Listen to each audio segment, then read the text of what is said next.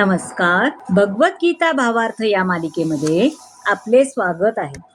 आज आपण यामध्ये अध्याय 10 मधील श्लोक 16 ते 20 पाहणार आहोत. आता श्लोक 16 पाहूया. वक्तुमर्हस्य शेषेण दिव्या यात्मविभूतया याभिर्विभूतिभिर्लोका नीमात्स्त्वं व्याप्य तिष्ठसि. वक्तुम म्हणजे सांगण्यासाठी, अहर्षी म्हणजे तुम्ही योग्य आहात, विभूतया म्हणजे ऐश्वर्य, याभी म्हणजे ज्याद्वारे, तिष्ठसी म्हणजे स्थित आहात, ज्या दिव्य ऐश्वर्याद्वारे तुम्ही सर्व ग्रहलोक व्यापून राहिला आहात, त्या अलौकिक ऐश्वर्याचे कृपया मला सविस्तर वर्णन करून सांगा, असे अर्जुन श्रीकृष्णाला म्हणतात. म्हणजे या श्लोकामधून असे समजते की आपल्या ज्ञानाने अर्जुन संतुष्ट झालेला आहे. कृष्णाने त्यांना जे सांगितले त्याचं ज्ञान जे झालेलं आहे त्यांनी तो संतुष्ट आहे.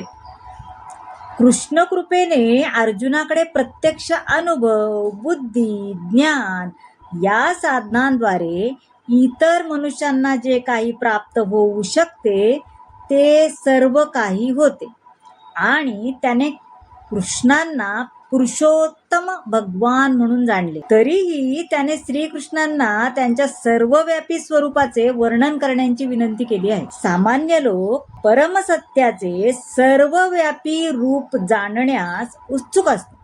म्हणून अर्जुन श्रीकृष्णांना विचारित आहे की आपल्या विभिन्न शक्तीद्वारे ते कसे सर्वत्र व्यापून राहिले आहेत. सामान्य जनांच्या वतीने अर्जुन श्रीकृष्णांना हा प्रश्न विचारत आहे.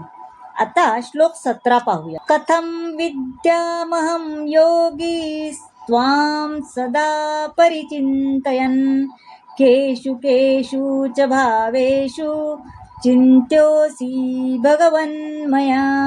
कथम म्हणजे कसे, विद्याम अहम म्हणजे मी जाणावे, परिचिंतयन म्हणजे चिंतन करीत, केशु म्हणजे कोणत्या आणि भावेशु म्हणजे रूपात, चिंत्य असी म्हणजे तुमचे स्मरण करावे. हे योगेश्वर कृष्ण, मी तुमचे कसे निरंतर चिंतन करावे आणि मी तुम्हाला कसे जाणावे. हे भगवन, कोणकोणत्या विविध रूपात मी तुमचे स्मरण करावे. आता अर्जुनाने श्रीकृष्णांना जाणले आहे, परंतु सामान्य मनुष्य सर्वव्यापी भगवंतांना कोणत्या पद्धतीने जाणू शकेल हे अर्जुनाला जाणून घ्यायचे. सामान्य मनुष्याला पण देव भेटलाच पाहिजे की नाही, त्यांना जाणलं पाहिजे. म्हणून तो पुन्हा पुन्हा प्रश्न विचारत आहे की त्याचे ज्ञान केवळ आपल्यालाच व्हावे असे महान भक्ताला वाटत नाही. या भगवंताचे ज्ञान साऱ्या मानव जातीला व्हावे असे त्याला वाटते. तो श्रीकृष्णांना योगिन म्हणून संबोधित करत आहे, कारण श्रीकृष्ण हे ज्या योग मायेद्वारे सामान्य मनुष्यासाठी प्रकट आणि अप्रकट होतात त्या योगमायेचे ते स्वामी आहेत. या जगातील भौतिकवादी लोकांच्या चिंतन करण्याच्या प्रकाराबद्दल अर्जुन यामध्ये विचार करत आहे.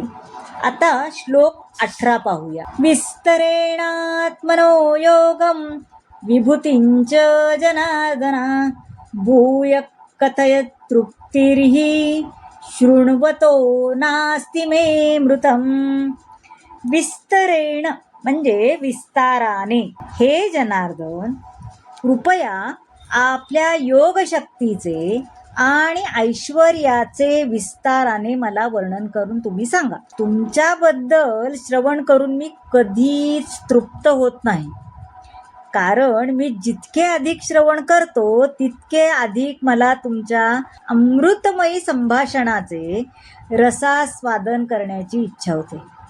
आता अमृतम या शब्दाचा विचार केल्यास श्रीकृष्णासंबंधीचे कोणतेही वर्णन अथवा उपदेश हा अमृततुल्यच आहे आणि प्रत्यक्ष अनुभवाद्वारे त्याचे रसपान करता येते.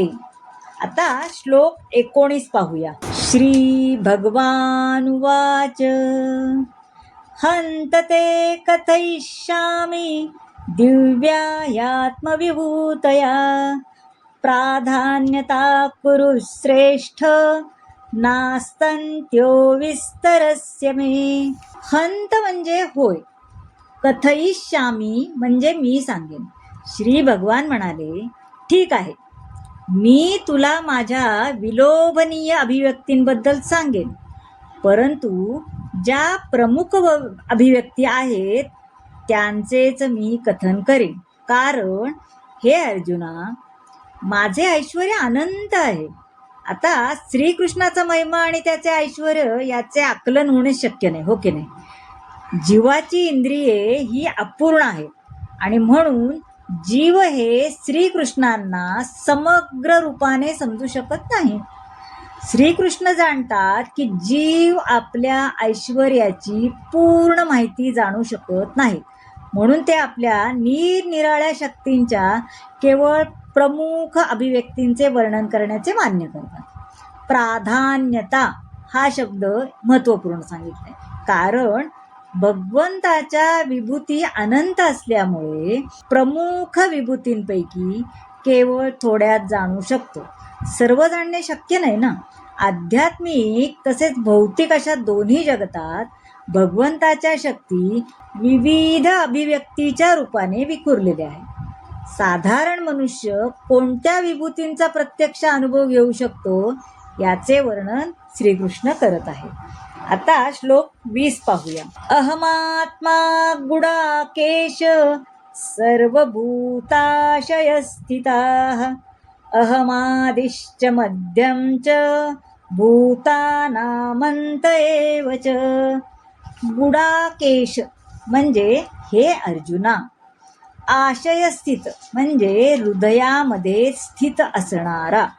हे अर्जुना, सर्व जीवांच्या अंतर्यामी स्थित असणारा परमात्मा मी आहे. मीच सर्व जीवांचा आदी, मध्य आणि अंत आहे. आता या श्लोकात अर्जुनाला गुडाकेश असे संबोधले आहे, हो की नाही. ज्याने निद्रारूपी अंधकारावर विजय प्राप्त केला आहे त्याला गुडाकेश असे म्हणतात.